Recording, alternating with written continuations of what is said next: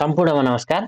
आज हामी palms V2 मा स्वास्थ्य संस्थाहरूबाट प्राप्त एलएमआइएस फर्मलाई स्थानीय तहमा कसरी प्रविष्ट गर्ने भन्नेतर्फ छलफल गर्न गइरहेका छौँ। कसरी प्रविष्ट गर्ने त भन्दाखेरि सबभन्दा पहिले अभिलेख तथा प्रविष्टि, सम्पत्ति तथा जिन्सी अनि माग फारमभित्र छ यो हाम्रो एलएमआइएस डाटा इन्ट्री। एलएमआइएस डाटा इन्ट्रीबाट स्वास्थ्य संस्थाबाट प्राप्त फर्मलाई इन्ट्री गर्नुपर्छ। ध्यान दिनुपर्ने कुरा स्थानीय तह अन्तर्गतका कुनै संस्थाहरूमा इन्टरनेट अथवा कम्प्युटर सुविधा नभएर पाम सञ्चालन हुन सकेका छैनन् भने उक्त संस्थाबाट एलएमआइएस फर्म भर्नुपर्छ र उक्त फर्म स्थानीय तहमा आउने गर्दछ। उक्त फर्मलाई स्थानीय तहबाट पाम्स V2 मा प्रविष्ट गर्नुपर्दछ। यदि स्वास्थ्य संस्थामा पाम्स V2 सञ्चालन भइसकेको छ भने उक्त संस्थाबाट एलएमआइएस फर्म स्वतः तयार हुने हुँदा उक्त संस्थाको एलएमआइएस फर्म पाम्समा फेरि इन्ट्री गर्नु पर्दैन र इन्ट्री गर्ने हाम्रो संस्थाको नाम पनि देखाउँदैन।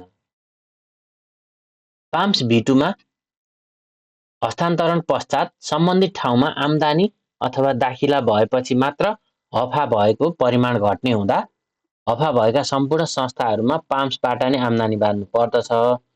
तर एलएमआइएस डाटा इन्ट्री गर्ने संस्थामा पाम सञ्चालन गर्न नसकिने अथवा नहुने हुँदा हस्तान्तरण गर्दा स्टोर टाइपमा अफलाइन छनौट गरेर एलएमआइएस गर्ने डाटा इन्ट्री गर्ने संस्थामा हफा गर्न सकिनेछ र उक्त परिमाण स्वतः घट्नेछ।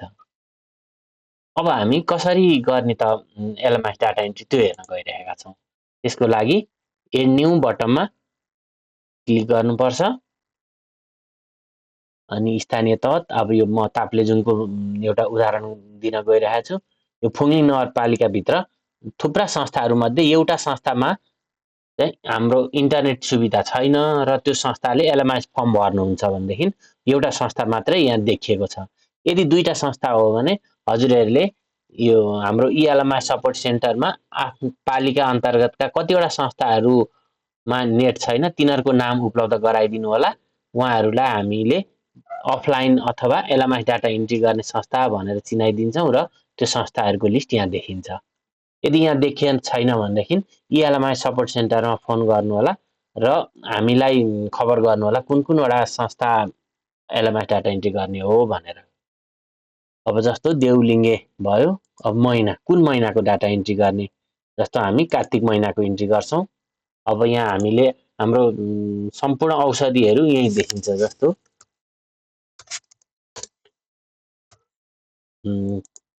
कन्डम सुरुवात परिमाण कति छ यो यदि हामीले असोजको क्लोजिङ ब्यालेन्स यसमा आफै देखिन्छ। यदि सच्याउनु पर्ने छ भने हजुरले सच्याउन सक्नुहुन्छ।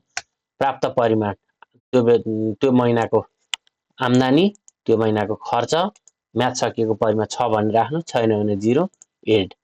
अब अर्को प्रोडक्ट हालौँ जस्तो हाम्रो पिल साइकल।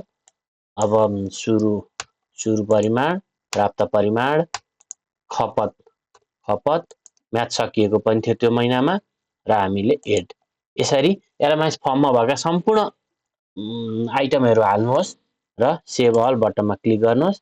यो सेभ भए पश्चात यसलाई हामीले फरवार्ड गरेर सम्बन्धित स्वीकृतकर्ताकोमा पठाई एलएमआइएस फर्म कम्प्लिट गर्नुहोस्। यसरी अब एप्रुभ भए पश्चात यो एलएमआइएस फर्म सकिन्छ। अब हामीले सबै हेरेर कतिवटा एलएमआइएस फर्म इन्ट्री गरियो त्यो पनि यहाँ हामीले हेर्न सक्छौँ। अघि नै मैले भने एलएमआइएस डाटा इन्ट्रीमा गर्ने संस्थामा इन्टरनेट हुँदैन, तर त्यहाँ हफा गर्दाखेरि कसरी घट्छ त भन्ने कुरो म एकचोटि हेर्न गइरहेको छु है त।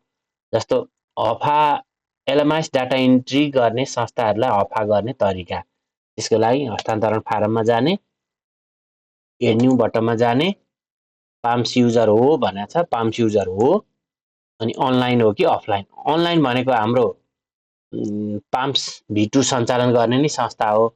अफलाइन भनेपछि हाम्रो एलएमआइएस डाटा इन्ट्री गर्ने संस्था। एलएमआइएस डाटा इन्ट्री गर्ने संस्थामा इन्टरनेट नहुने र हफा गरेको सामान स्वत घट्ने हुँदा हजुरहरूले अफलाइन सेलेक्ट गरेर अफा गर्नुपर्छ। जस्तै स्थानीय तह ताप्लेजुङ कार्यालय फुङ्गिङ त्यहाँभित्रको एउटा मात्रै देखिन्छ।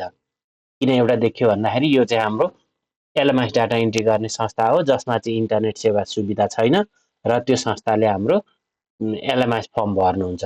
जुन दिन यो संस्थामा इन्टरनेट पुग्छ हजुरहरूले इएलएमएस सपोर्ट सेन्टरमा खबर गर्नुहोला। त्यो खबर भए पश्चात यसलाई हामीले फेरि अनलाइन गर्छौँ र उक्त संस्थामा फेरि अनलाइनबाटै पाम्स V2 सञ्चालन भए पश्चात फेरि एलएमएस डाटा इन्ट्री गरिरहनु पर्दैन। अब यो त भयो अफलाइन संस्था। अनलाइन संस्थाहरूमा पनि हामीले गर्न सक्छौँ। अनलाइन संस्थाहरू त अब यो कार्यालय फुङलिङमा थुप्रो अनलाइन संस्थाहरू छन्, यहाँ हजुरहरूले देख्न सक्छ।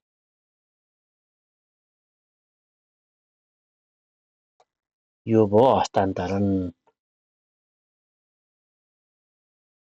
अनि त्यस सँगसँगै हाम्रो अर्को छ अब एलएमएस डाटा इन्ट्रीमा कति पर्सेन्ट कति इन्ट्री भयो कुन कुन बाँकी छ भनेर हेर्नु पर्यो भने प्रतिवेदन, अन्य कार्यालय प्रतिवेदनहरू, एलएमएस डाटा इन्ट्री रिपोर्टमा क्लिक गरेर अब कुन महिनाको हेर्ने हो, जस्तो हाम्रो साउन महिनाको रिपोर्ट हेर्ने हो भने यसरी हामीले इन्ट्री भएको संस्थाहरू कतिवटा इन्ट्री भयो के भयो भनेर हेर्न सक्छौँ।